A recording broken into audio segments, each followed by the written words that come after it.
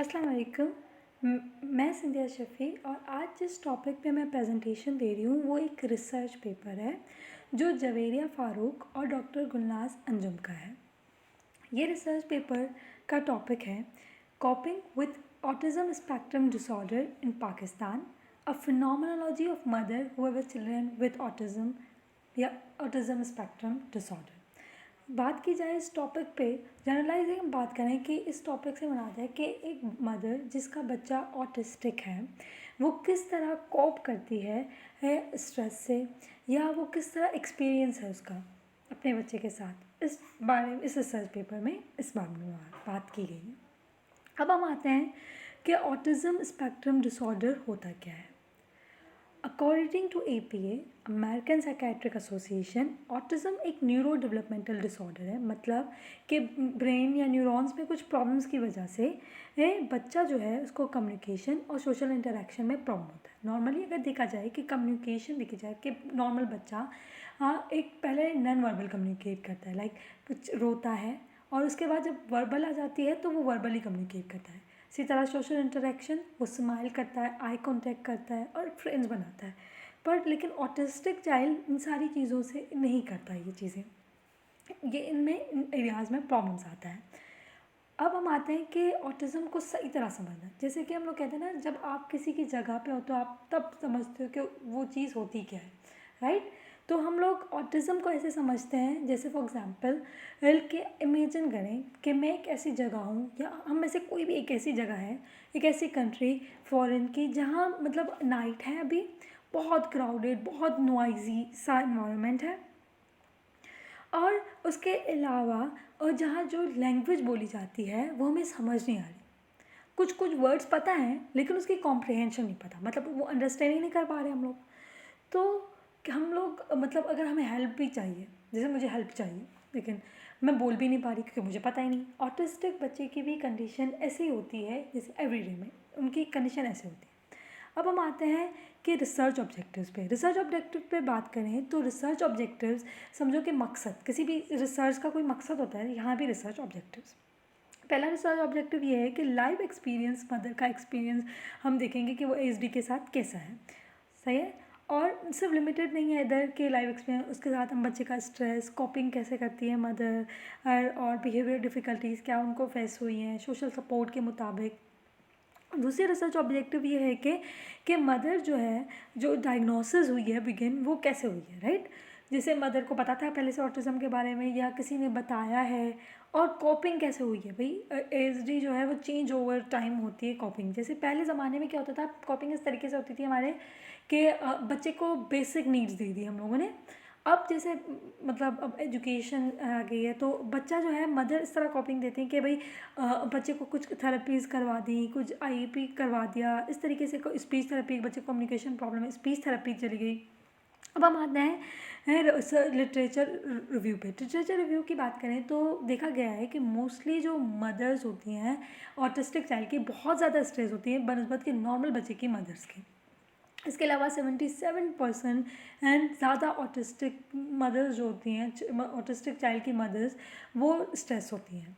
एक और रिसर्च में ये है कि कोपिंग स्ट्रेटजीज़ बताई गई हैं कुछ, जैसे कि हमारे पास आ जाती हैं एक्टिव अवॉइडेंस आ गई, हमारे पास यूजिंग रिलीजियस एंड स्पिरिचुअलिटी आ गया, और उसके साथ हमारे पास problem focus coping by planning आ गई, और इसके साथ साथ हमारे पास कोई सोशल सपोर्ट आ गई। इस तरीके की हम लोग डिफरेंट स्ट्रैटेजीज़ होती हैं। अब हम दूसरी रिसर्च पे आ जाते हैं कि कहा गया है कि सोशल सपोर्ट जहाँ मिलती मतलब मदर्स को, वहाँ जो है स्ट्रेस लेवल थोड़ा कम देखा गया है, उनकी पॉजिटिव वेलबींग देखी गई है, उनका जो एंजाइटी लेवल है, उनका डिप्रेशन लेवल है, वो कम देखा गया है। और एक और रिसर्च ये भी कहती है कि हमारी जो लोकल कम्युनिटीज़ हैं पाकिस्तान की, वो कहती हैं कि भाई मदर ने कोई गुनाह किया है जिसकी वजह से उसको बच्चा जो है स्पेशल मिला है, डिसेबल मिला है, ऑटिस्टिक मिला है। एक और रिसर्च में ये है कि ये भी होता है कि मदर्स जो होती हैं वो देखती हैं कि बच्चा नहीं कर पा रहा, वो खुद को ब्लेम करती हैं, मेरी वजह से नहीं हो पा रहा, या मेरी वजह से ये हुआ है। और एक और रिसर्च ये था कि भाई मदर जो हमारी फिज़िकल डिसेबिलिटीज़ होती है ना, जैसे हमारे पास जो मतलब नज़र आती हैं जो बीमारियाँ, वहाँ एक्सेप्टेंस मिल जाती है, लेकिन जहाँ जो नज़र नहीं आ रही जैसे कॉग्निटिव है, मेंटल लेवल के है, वहाँ थोड़ी एक्सेप्टेंस देर से आती है। और एक और रिसर्च में ये भी है कि जो पाकिस्तान के रूरल एरियाज़ हैं जहाँ डिसेबिलिटी को मिसडाइग्नोज भी किया जाता है और उसके साथ साथ आज हमारे जो डॉक्टर्स हैं वो भी कम अवेयर होते हैं, और मोस्टली तो इतनी अवेलेबिलिटी होती ही नहीं है रूरल एरियाज़ में। लोगों को जो है वो ट्रीटमेंट्स के लिए या किसी भी चीज़ के लिए बहुत दूर जाना पड़ता है, ये भी बहुत बड़ी स्ट्रेसफुल कंडीशन होती है। अब हम आते हैं कि रिसर्च मेथोडोलॉजी में पार्टिसिपेंट पे आते हैं, तो टोटल 15 पार्टिसिपेंट थे, वो भी जो मदर हैं वो चाइल्ड रिलेटेड विद ASD वही पार्टिसिपेंट हैं। मोस्टली ये कराची के ही रहने वाले हैं, उनके मदर्स भी कराची में पैदा हुई, बच्चे भी कराची के ही हैं, और ये मिडिल और अपर मिडिल क्लास से बिलोंग करती हैं।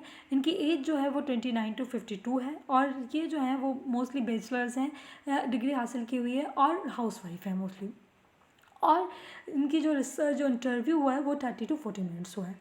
अब हम आते हैं कि प्रोसीजर पे बात की जाए तो जब पार्टिसिपेंट को बिठाएगा तो उनको एक फॉर्म दिया गया जिसमें उनको ये श्योरिटी दी गई कि भाई आपकी कॉन्फिडेंशियलिटी को हम बरकरार रखेंगे। ऐसा नहीं होगा कि आपकी कॉन्फिडेंशियलिटी को ख़राब, मतलब आपकी कोई भी बात जो आप नहीं बताना चाह रहे या किसी चीज़ पे आपको लग रहा है कि नहीं हमारी बात निकल जाएगी, तो ऐसा कुछ नहीं होगा, इसका को श्योरिटी दी गई। अब जब इंटरव्यू लिया गया तो इंटरव्यू जो है एक प्राइवेट एक जो है ऑडियो टेप था और एक अलग से रूम में लिया गया था, हाँ, सेंटर के हैं। और इसके साथ साथ जो इंटरव्यू था वो सेमी स्ट्रक्चर था, मतलब कि ये जो क्वेश्चन हमने पूछे वो उस तरीके से हम लोगों ने ऐड नहीं किए थे कि पहले से ये क्वेश्चन पूछना ये क्वेश्चन, ऐसे नहीं था। जैसे वो आंसर दे रही थी, अपने कन्वर्जेशन कर रही थी, फ्लो ऑफ कन्वर्जेशन के मुताबिक हम क्वेश्चन ऐड कर रहे थे, राइट। अब हमारे पास आता है रिजल्ट। देखा गया है कि 282 नन ओवरलैपिंग और नन रिपीटेटिव स्टेटमेंट्स दी गई थी पेरेंट्स के मदर से है। और ये जो जब इनका हम लोगों ने अरेंजिंग की 7 क्लस्टर बनाया तो कुछ थीम्स हैं। पहली जो है वो डिले इन माइलस्टोन देखा गया कि 6 out of 15 मदर्स ऐसी थी, 6 से मतलब 15 मदर्स में ऐसा था कि 6 मदर्स जो उनको पता था कि हमारे बच्चों में, उनको बताया गया था कि आपके बच्चे डिले हो सकते हैं क्योंकि उनके जो प्रॉब्लमेटिक प्रेगनेंसी थोड़ी प्रॉब्लमेटिक थी, उनको डायबिटीज़ थी, उनका बच्चा प्रीमेच्योर था, तो पहले बता, लेकिन उनको ये नहीं पता था कि डायग्नोसिस भी आ सकता है।